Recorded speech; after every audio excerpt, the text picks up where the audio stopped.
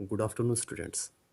तो last video के अंदर हमने क्लास 9th सोशल स्टडीज़ के अंदर पॉलिटिकल साइंस वाला पोर्शन स्टार्ट किया था, जिसमें चैप्टर फर्स्ट है what is democracy, why democracy. तो लास्ट वीडियो में हमने इसकी डेफिनेशन यानी डेमोक्रेसी की डेफिनेशन के बारे में जाना, और जो इसके 6 फीचर्स हैं, इंपॉर्टेंट फीचर्स हैं, इनको हमने ब्रीफली डिस्कस किया था। इन्हीं में से हमने first feature rulers are elected by the people को डिटेल के अंदर डिस्कस कर लिया था लास्ट वीडियो के अंदर। आज हम जो आगे के जो इसके रिमेनिंग 5 फीचर्स हैं, इनको वन बाय वन डिटेल में डिस्कस करेंगे। Okay, let's start. And second feature is elected rulers take all the major decisions in the government. तो जितने भी इलेक्टेड रिप्रेजेंटेटिव्स हैं हमारे, हमने जिनको वोट डाल के इलेक्ट किया है, वो सरकार में जाकर देश के लिए पॉलिसीज़ बनाने में या देश की जनता की भलाई के लिए, वेलफेयर के लिए इम्पोर्टेंट डिसीजंस लेंगे। This is the second most important feature of true democracy. एक सच्चे लोकतंत्र, ट्रू डेमोक्रेसी का ये सबसे इम्पोर्टेंट फीचर है। If the representatives elected by the people really play a role in making decision and policies of government, यदि जिन representatives को जनता ने इलेक्ट किया है वो वास्तव में गवर्नमेंट की पॉलिसीज़ बनाने को लेकर या देश की जनता के लिए जो भी काम है उनको लेकर डिसीजन मेकिंग जो होती है, यानी निर्णय जो लिए जाते हैं, डिसीजंस जो लिए जाते हैं, उनमें इम्पोर्टेंट रोल प्ले करते हैं। यानी जो रिप्रेजेंटेटिव गए हैं सरकार में, वो इम्पोर्टेंट रोल प्ले करते हैं डिसीजंस लेने में, देश की जनता के लिए पॉलिसी मेकिंग को लेकर। The rule is democratic. तो ऐसा रूल, ऐसा जो शासन है, ऐसी जो सरकार है, वो डेमोक्रेटिक कहलाएगी, अदरवाइज नॉट, अन्यथा नहीं। नाउ यू मे आस्क, अब आप पूछ सकते हैं कि if there have been such democracies in which elected representatives have no role in making major decisions, फिर आप पूछ सकते हैं कि क्या ऐसी डेमोक्रेसी भी किसी देश में है जहाँ पर रिप्रेजेंटेटिव जो जनता ने इलेक्ट किए हैं, उनका कोई रोल ही नहीं है डिसीजन मेकिंग में, यानी वो डिसीजन मेकिंग में कोई पार्ट ही नहीं प्ले करते? तो आंसर होगा यस, ऐसा देश भी है। तो एग्जाम्पल के लिए हमें किसी देश का एग्जाम्पल दिया गया है, स्टार्ट करते हैं। For example, Pakistan went through such a fake democracy. Pakistan में ऐसा झूठा लोकतंत्र था, या ऐसे झूठे लोकतंत्र से वो गुजरा था, under the rule of general Parvez Musharraf. और उस समय किसका शासन था पाकिस्तान में? जनरल परवेज मुशर्रफ का। Pakistan had a democratic government on stamp only. तो पाकिस्तान में नाम मात्र के लिए, स्टैम्प ओनली का मतलब सिर्फ कागज़ों में या दिखावे के लिए, कैसी सरकार है? डेमोक्रेटिक गवर्नमेंट है, लोकतांत्रिक सरकार है। And the major decision and policies were formed by General Pervez Musharraf and his army officials. लेकिन जो मेजर डिसीजंस हैं सरकार के और जो पॉलिसीज़ बनाई जाती हैं, वो कौन बनाता है? जनरल परवेज़ मुशर्रफ खुद बनाता है, और उसके कुछ एक आर्मी ऑफिशियल्स, सेना के जो अधिकारी हैं, वो मिलकर बनाते हैं। यानी जो रिप्रेजेंटेटिव जनता ने चुने, उनका कोई भी रोल इसमें नहीं है। मोर और less Pakistan is still experiencing the same type of democracy. आज भी पाकिस्तान, अब भी पाकिस्तान ऐसी ही डेमोक्रेसी का अनुभव कर रहा है, in which public representatives are puppet. Puppets होती हैं कठपुतलियाँ, जिनमें जनता द्वारा चुने गए रिप्रेजेंटेटिव सिर्फ पपेट हैं, कठपुतलियाँ हैं, in the hands of its army and allied agencies. यहाँ तक देखते हैं पहले कि जो ये रिप्रेजेंटेटिव्स हैं वो सेना के हाथ की कठपुतलियाँ हैं, और अलाइड एजेंसीज, एजेंसी होती है ताकत, अलाइड यानी संबंधित, तो सेना से जुड़ी दूसरी संबंधित ताकतें हैं जो उनके हाथों की कठपुतलियाँ हैं, उनके हाथ में कुछ भी नहीं है। Now think how can you call such government a government of the people. तो अब आप ऐसी सरकार को जनता की सरकार कैसे कह सकते हो, क्योंकि जनता का तो कोई रोल ही नहीं रहा, ना तो रिप्रेजेंटेटिव्स का रहा। In which opinions of people's representatives have no value or role in deciding future of the country। तो ऐसी सरकार को हम लोकतांत्रिक सरकार कैसे कह सकते हैं, डेमोक्रेटिक गवर्नमेंट कैसे कह सकते हैं, जिसमें जनता द्वारा चुने गए रिप्रेजेंटेटिव्स के ओपिनियन का कोई भी वैल्यू नहीं है, उनके ओपिनियन, उनके विचारों की कोई वैल्यू नहीं है। और role in deciding future of the country, और देश के भविष्य को डिसाइड करने में जो रोल है वो उनका है ही नहीं। जो डिसीजन लेने होते हैं देश के भविष्य को बनाने के लिए, उन डिसीजंस में उनके कोई इंपॉर्टेंट रोल प्ले हो ही नहीं रहा।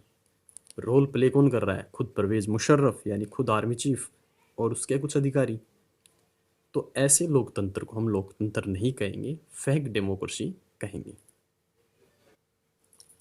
अब बात करते हैं थर्ड फीचर की, फ्री एंड फेयर इलेक्शंस, यानी स्वतंत्र और निष्पक्ष चुनाव। To offer a chance before the people to make a change in the current rulers और गवर्नमेंट, यानी एक निश्चित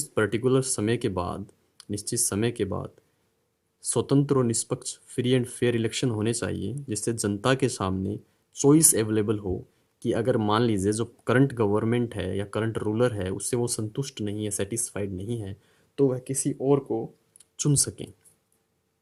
imagine a government which is formed by the people but always the same. अब आप इमेजिन कीजिए कि एक गवर्नमेंट है जिसे जनता ने ही चुना है, लेकिन एक ही बार चुना है, फिर जिंदगी भर जब तक देश है तब तक वही सरकार बनती रहे। तो क्या ऐसा लोकतंत्र होगा? वॉट डज इट सिग्निफाइज, ये क्या इशारा करता है? ठीक है, इसका क्या महत्व है? It means end of election. ये हमें क्या इशारा करता है कि भाई इलेक्शन का तो अंत हो गया, यानी एक बार इलेक्शन हुआ, सरकार बन गई, उसके बाद कभी इलेक्शन ना हुए, तो जो सरकार है वही बनी रह जाएगी। It means end of people's choice. इसका दूसरा मतलब ये भी है कि जनता का जो चॉइस है, जो जनता हर 5 साल के बाद में कोई नया शासक चुनती है, वो चॉइस भी जनता से छीन ली गई। It means end of democracy and finally end of everything that is fair and desirable. यह इसका मतलब है कि डेमोक्रेसी का भी अंत हो गया और आखिर में सब चीज़ों का अंत हो गया जो कि फेयर हैं और डिज़ायरेबल हैं। फेयर यानी होता है उचित हैं, डिज़ायरेबल जो वांछनीय हैं, जिनकी इच्छा हम करते हैं। तो जितनी भी फेयर हैं चीज़ें, जितनी भी उचित चीज़ें हैं, सब का अंत हो जाएगा। Now you may ask, if there has been such government which are formed by the people but rulers do not get changed। अब आप पूछ सकते हो, क्या ऐसी भी किसी देश में सरकार है जहाँ पर सरकार जनता चुनती है, लेकिन एक बार जो चुन ली या एक बार जिसे चुन लिया गया, बाद में वो रूलर्स कभी चेंज ही नहीं हुए? तो आंसर है यस, ऐसे भी देश हैं या ऐसी भी सरकारें हैं। एग्जाम्पल देखते हैं। In China, elections are regularly held after every 5 years to elect members of parliament, National People's Congress। वहाँ बोलते हैं ऐसे, ठीक है। यानी चाइना के अंदर हर 5 साल के बाद इलेक्शन होते हैं पार्लियामेंट के, जैसे हमारे लोकसभा और राज्यसभा के होते हैं वैसे ही। It has about 3000 members elected from all over China, और पूरे चाइना से 3000 रिप्रेजेंटेटिव्स जनता इलेक्ट करती है। Chinese communist party and 8 other parties contest the election, और इलेक्शन में कितने लोग भाग लेते हैं? यानी चाइना की एक कम्युनिस्ट पार्टी पार्ट लेती है और दूसरी 8 other parties, and total 9 parties के उम्मीदवार रिप्रेजेंटेटिव्स वोट के अंदर खड़े होते हैं और जनता उनमें से 3000 मेंबर्स को इलेक्ट करती है। But the government is always formed by the Chinese communist party.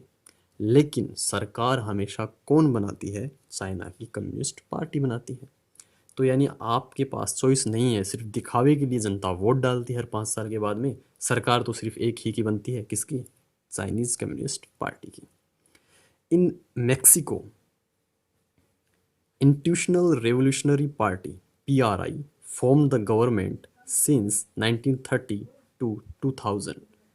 एक एग्जांपल और दिया गया है कि मेक्सिको जो देश है वहाँ पर PRI पार्टी ने एक बार सरकार बनाई थी।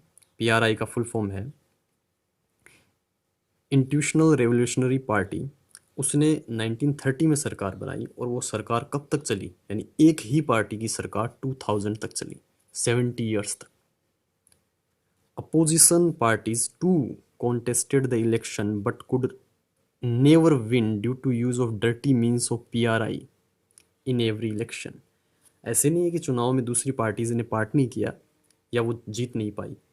कारण ये था कि दूसरी पार्टियां पार्ट तो लेती थी, लेकिन जो ये पीआरआई पार्टी है, ये चुनाव के अंदर गलत तरीकों को इस्तेमाल करती थी। डर्टी मीन्स यानी गलत साधनों का इस्तेमाल, जैसे कि लालच है या दूसरे तरीके जो भी हैं डराने धमकाने को लेकर, वो सब तरीके इस्तेमाल करती थी, जिसकी वजह से हर इलेक्शन के अंदर वही जीतती। और हर इलेक्शन कितने साल में यहाँ पर होता था? 6 ईयर्स के अंदर यहाँ पर इलेक्शन होता था। Hence, organization of fair election is the third most important feature of true democracy.